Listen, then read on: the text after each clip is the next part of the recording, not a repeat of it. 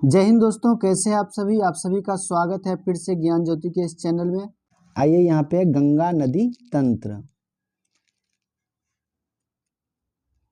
गंगा नदी तंत्र कहते हैं गंगा की मुख्य धारा भागीरथी गंगोत्री हिमानी से निकलती है। तो गंगा नदी जो बनती है दो नदी से बनती है, भागीरथी और अलकनंदा से। तो भागीरथी जो निकलती कहाँ से निकलती है? गंगोत्री हिमानी से। तथा अलकनंदा उत्तराखंड के देवप्रयाग में इससे मिलती है। देवप्रयाग में क्या होता है? उससे मिलती है। हरिद्वार के पास गंगा पर्वतीय भाग को छोड़कर मैदानी भाग में प्रवेश करती है। यानी गंगा नदी मैदानी भाग में कहाँ प्रवेश करती है? हरिद्वार के पास। हिमालय से निकलने वाली बहुत सी नदियाँ आकार गंगा में मिलती है। बहुत सारी नदियाँ हिमालय से जो निकलती है वो आकर के किस में मिलती है? गंगा में मिलती है। इसमें से कुछ प्रमुख नदियाँ हैं यमुना, घाघरा, गंडक और कोसी। यमुना नदी हिमालय के यमुनोत्री हिमानी से निकलती है। तो यहाँ से एक फैक्ट ये है कि यमुना नदी का उद्गम कहाँ से है? यमुनोत्री हिमनद से। यह गंगा के दाहिने किनारे के समानांतर बहती है तथा इलाहाबाद में गंगा में मिल जाती है। घाघरा, गंडक, कोसी नेपाल हिमालय से निकलती है।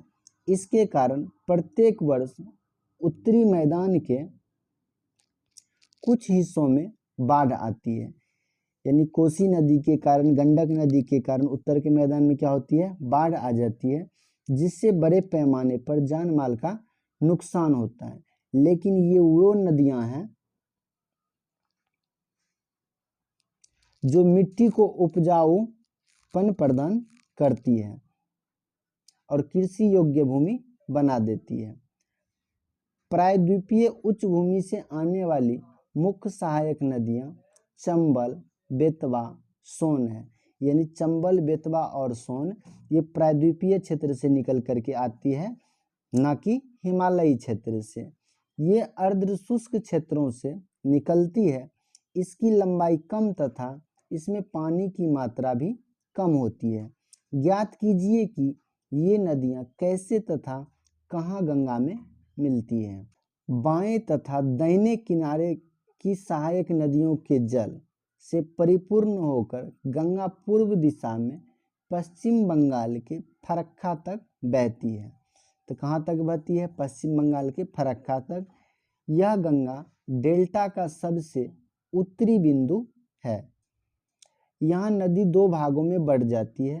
भागीरथी हुगली जो कि एक वितरिका है, दक्षिण की तरफ बहती है। यानी भागीरथी एक हिस्सा निकलती है जो दक्षिण की तरफ बहती है तथा डेल्टा के मैदान से होते हुए बंगाल की खाड़ी में मिल जाती है।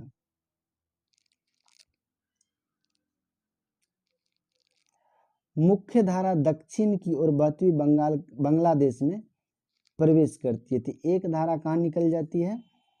बंगाल की खाड़ी की तरफ जो दक्षिण की ओर हो जाती है, और एक कहाँ चल जाती है? बांग्लादेश में। एवं ब्रह्मपुत्र नदी इससे आकर के मिल जाती है। अंतिम चरण में गंगा और ब्रह्मपुत्र समुद्र में विलीन होने से पहले मेघना के नाम से जानी जाती है। जैसे इधर से गंगा नदी आती है और उधर से ब्रह्मपुत्र नदी आती है, इस दोनों को मिलने के बाद जिसकी जो संयुक्त धारा होती है इस नदी को कहते हैं मेघना। और आगे जाकर तब ये क्या होता है? बंगाल की खाड़ी में गिर जाती है। गंगा एवं ब्रह्मपुत्र के जल वाली यह बृहद नदी बंगाल की खाड़ी में मिल जाती है। इन नदियों के द्वारा बनाए गए डेल्टा को सुंदरवन डेल्टा के नाम से जाना जाता है। आइए बॉक्स में पढ़ते हैं। सुंदरवन डेल्टा का नाम वहां पाए जाने वाले सुंदरी पादप से लिया गया है। सुंदरवन डेल्टा विश्व का सबसे बड़ा एवं तेजी से वृद्धि करने वाला डेल्टा है। तो विश्व का सबसे बड़ा डेल्टा कौन बनाती है? गंगा और ब्रह्मपुत्र नदी के द्वारा बनाया जाता है। यहाँ रॉयल बंगाल टाइगर भी पाए जाते हैं। आगे है गंगा की लंबाई 2500 किलोमीटर से अधिक है। इससे पहले हम पढ़े थे सिंधु की लंबाई कितना था, लगभग 2900 किलोमीटर के आसपास। चित्र 3.4 में देखते हैं इसको पढ़ लेने के बाद। क्या आप गंगा नदी के अपवाह तंत्र को पहचान सकते हैं? अंबाला नगर सिंधु तथा गंगा नदी तंत्रों के बीच विभाजक पर स्थित है। अंबाला नगर जो है सिंधु और गंगा नदी तंत्रों के बीच जल विभाजक का कार्य करती है। अंबाला से सुंदरबन तक की मैदान की लंबाई लगभग 1800 किलोमीटर है, किंतु इसके ढाल में गिरावट मुश्किल से 300 मीटर है। दूसरे शब्दों में प्रति 6 किलोमीटर की दूरी पर ढाल में गिरावट केवल 1 मीटर है। यानी 6 किलोमीटर आगे चलने के बाद जहाँ से हम मापते हैं तो 6 किलोमीटर आगे जाने के बाद उसके बीच जो ढाल हो कितना होगी, 1 मीटर की कमी आएगी। इसलिए इन नदियों में अनेक बड़े बड़े विसर्प बन जाते हैं। विसर्प मतलब इस प्रकार की आकृति बन जाती है। तो ये रहा गंगा नदी तंत्र। और गंगा नदी को आइए मैप में देखते हैं हम।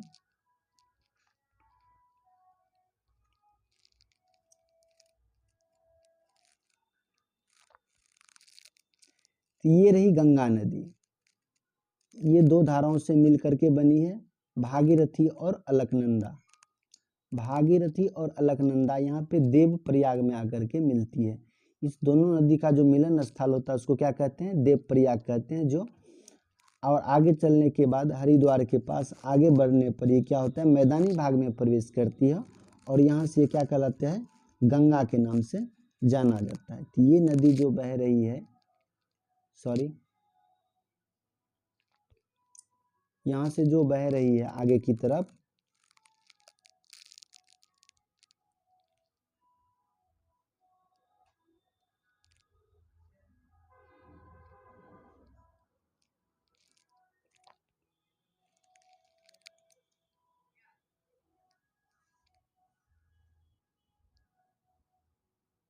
ये नदी गंगा है। गंगा नदी को देखिए, गंगा नदी में उत्तर की तरफ से कौन कौन सी नदी आकर के मिलती है इधर से। तो यहाँ पे एक नदी है शारदा नदी। शारदा नदी का विलीन कहाँ पे होता है, घाघरा में हो जाता है और घाघरा नदी आकर के यहाँ पे गंगा में मिल जाती है। तो शारदा नदी, घाघरा नदी, गंडक नदी देख लीजिए, यहाँ पे कोसी नदी है। तो ये सब नदी क्या है, उत्तर दिशा से आकर के गंगा में मिल जाती है। साथ ही एक नदी यहाँ पे है यमुना नदी, जो यमुनोत्री हिमनद से निकलती है। गंगा की सबसे लंबी सहायक नदी है और इस प्रकार से आकर के यहाँ पे इलाहाबाद के पास यहाँ पे गंगा से मिल जाती है। तो गंगा में मिलने वाली सबसे बड़ी सहायक नदी कौन सा है, तो गंगा में मिलने वाली सबसे बड़ी सहायक नदी है यमुना नदी। और यमुना नदी में आकर के छोटी छोटी जो जल राशि मिलती है वो कौन नदी लेकर के आती है, तो बेतवा नदी। ये बेतवा नदी जो देख रहे हैं प्रायद्वीपीय क्षेत्र से निकल करके यमुना में मिल रही है, यमुना की सहायक नदी है। तो यमुना की सहायक नदी बेतवा नदी। आगे यहाँ पे है चंबल नदी। चंबल नदी भी यमुना की सहायक नदी है, जो दक्षिण की ओर से आकर के मिल जाती है। एक और नदी है केन नदी होता है, जो वो भी क्या होता है, केन नदी भी आकर के अपना जल यमुना नदी में मिला देती है। और ये यमुना नदी सारा जल लेकर के इलाहाबाद के पास गंगा नदी में प्रवेश करती है। तो ये जब आगे बढ़ती है गंगा नदी, तो यहाँ आने के बाद ये दो धाराओं में बढ़ जाती है। एक इधर बांग्लादेश तरफ आ जाती है, एक बांग्लादेश की तरफ आ जाती है और एक यहाँ पे नीचे की ओर आ जाती है, जो अरब सागर में गिर जाती है। तो यहाँ पे बांग्लादेश की तरफ जो बहती है उधर से एक नदी आती है ब्रह्मपुत्र नदी। तो यहाँ पे ब्रह्मपुत्र नदी और गंगा नदी दोनों का मिलन हो जाता है और ये नदी आपस में यहाँ से मेघना के नाम से आगे बढ़ती है और बंगाल की खाड़ी में अपना जल विसर्जित कर देती है। तो ये था गंगा नदी और उसकी सहायक नदियां। तो आज हम लोग सिंधु नदी और गंगा नदी तंत्र के बारे में पढ़ लिए हैं।